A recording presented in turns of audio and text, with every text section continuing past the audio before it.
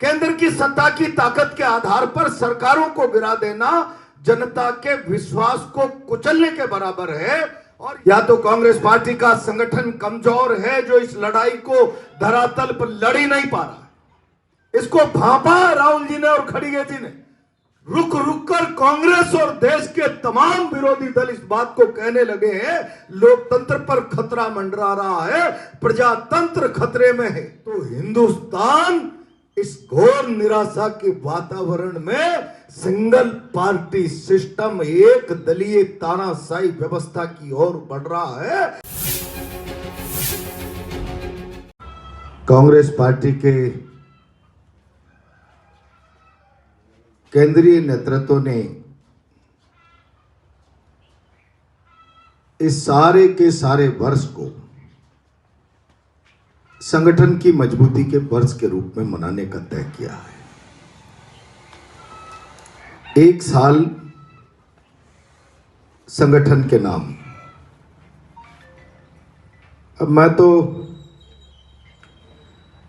आप लोगों के बीच में नया कांग्रेसी हूं, पर मैं इतना जरूर आप लोगों को कहना चाहता हूं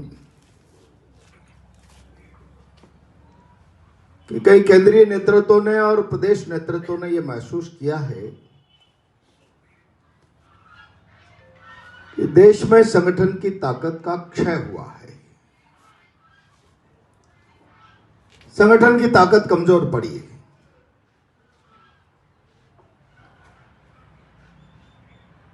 और अगर हिंदुस्तान में वापस दिल्ली के शासन पर पहुंचना है तो संगठन को मजबूत करना होगा।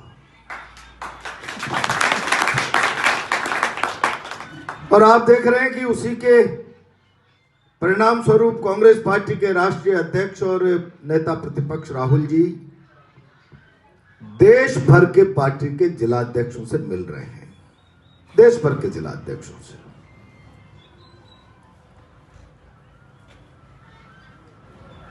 मैं तो केवल इस अवसर पर आप लोगों से इतना कहना चाहता हूं कि ये परिस्थितियां अगर हमने काम का मन नहीं बनाया तो बहुत चिंताजनक है।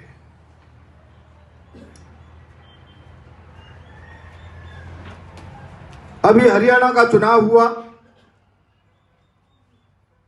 मेरे चुनाव पे मत जाइए, आपके समझ में आ जाएगा। और हरियाणा का एक एक मतदाता, एक एक मतदाता, आम चर्चा में चले जाओ, मीडिया के सर्वे में चले जाओ,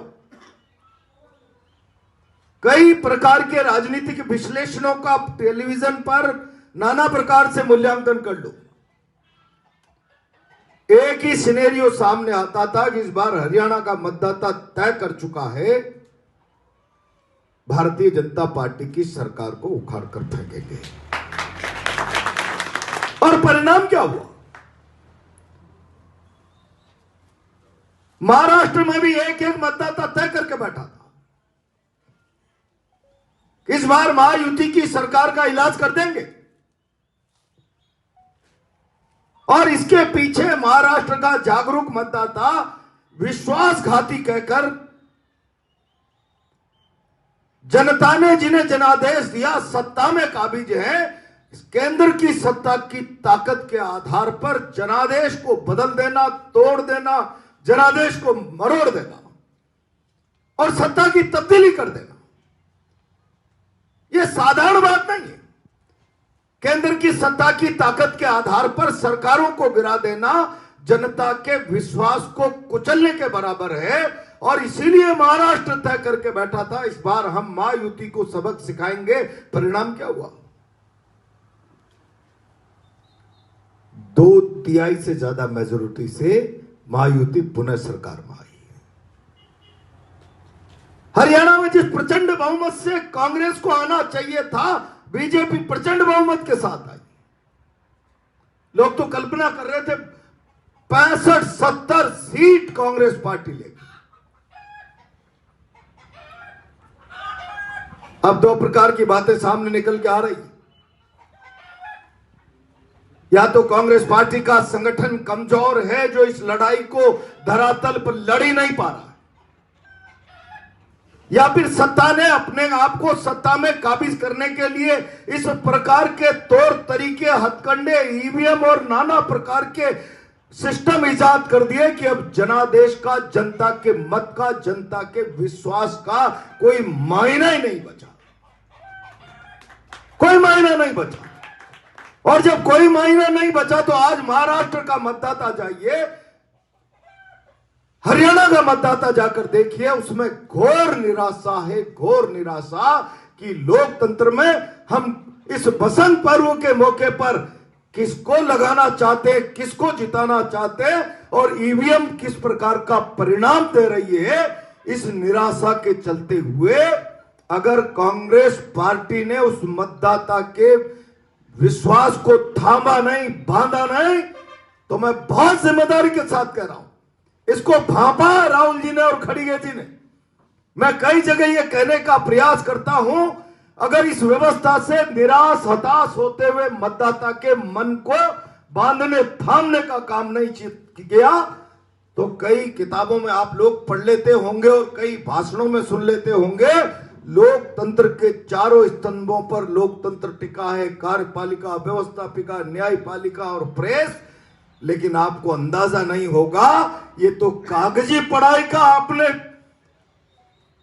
ज्ञान अर्जित कर लिया, लेकिन ये चारों के चारों स्तंभ जिस धरातल पर टिके हुए हैं वो है मतदाता का विश्वास, और उसका विश्वास डोल गया तो ये चारों खंभे धराशायी हो जाएंगे, लोकतंत्र खतरे में आ जाएगा। और ये स्थितियां धीरे धीरे देश में पैदा हो रही है। रुक रुक कर कांग्रेस और देश के तमाम विरोधी दल इस बात को कहने लगे हैं, लोकतंत्र पर खतरा मंडरा रहा है, प्रजातंत्र खतरे में है। किसकी जिम्मेदारी है? इस लोकतंत्र को बचाने की लड़ाई किसको लड़नी पड़ेगी? और अगर कांग्रेस पार्टी चुपचाप बैठी रही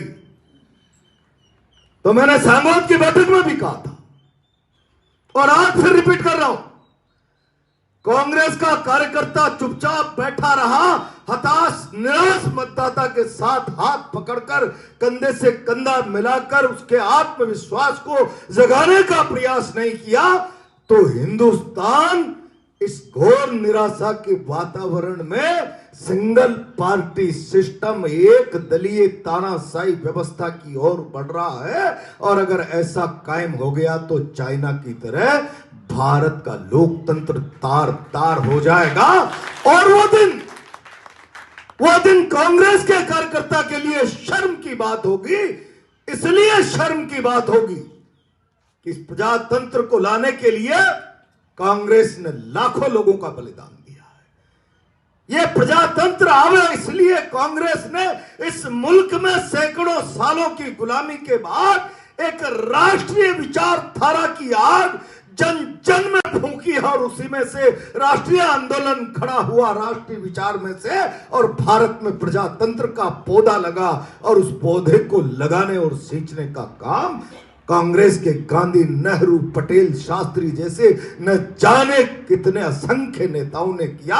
और आज उस प्रजातंत्र की जड़ें हिलते हुए अगर कांग्रेस का कार्यकर्ता मौन धारण होकर, कमजोर होकर देखेगा तो इतिहास के पन्नों में आने वाले समय में गुनाहगार के रूप में, अपराधी के रूप में लिखा जाएगा, अपराधी। और इसलिए विचार करने की, गंभीरतापूर्वक विचार करने की इन चुनौतियों से लड़ने के लिए। और मैं ये कहता हूं कि खाली आयना जी महक को हटा दिया, गुड्डू भाई को हटा दिया, क्या बात इतनी सी है? आज शासन की तानाशाही इस कदर हो गई कि शासन में बैठे हुए लोग जो कह दे वही फरियाद है, वही न्याय है, वही इंसाफ है। उसके विपरीत कितनी ही चोर की कराहट आप भर ले, उसकी कोई कीमत नहीं, कोई सुनने वाला है?